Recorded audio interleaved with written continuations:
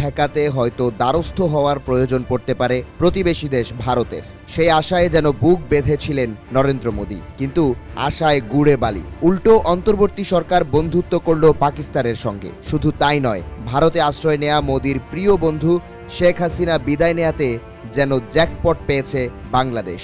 স্বৈরাচার মুক্ত হয়ে যেন কপাল খুলেছে বাংলাদেশের। আর সেই জ্যাকপট নিয়ে খোদ ভারতীয় গণমাধ্যমে চলছে চুলচেরা বিশ্লেষণ।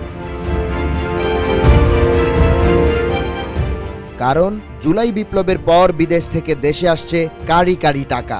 দেশ থেকে স্বৈরাচারের দোসররা কোটি টাকা বাইরে পাচার করে দিলেও এখন বুমেরাং হয়ে দেশে আসছে ডলার। এ যাবৎকালে সর্বোচ্চ রেমিটেন্স এসেছে গেল বছর, টাকার অঙ্কে যা ২,৭০০ কোটি ডলার। অবাক করার মতো বিষয়, ২০২৪ সালের শেষ ৫ মাসই হাসিনার নেতৃত্ব মুক্ত ছিল বাংলাদেশ। অর্থনৈতিক অস্থিতিশীলতা থাকলেও রেমিটেন্স যোদ্ধাদের আস্থা ফিরিয়েছেন অন্তর্বর্তী সরকার প্রধান ডক্টর মোহাম্মদ ইউনূস। চলতি অর্থ বছরের জুলাই থেকে জানুয়ারি পর্যন্ত ৭ মাসে দেশে বৈধ পথে রেমিটেন্স এসেছে ১,৫৯৬ কোটি ডলার।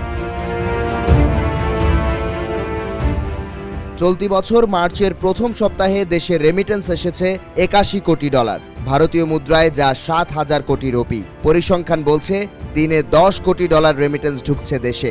এই গতিতে রেমিটেন্স আসলে অতীতের সব রেকর্ড ভাঙতে পারে দেশের রেমিটেন্স প্রবাহ। মার্চেই আসতে পারে প্রায় ৩০০ কোটি ডলার রেমিটেন্স।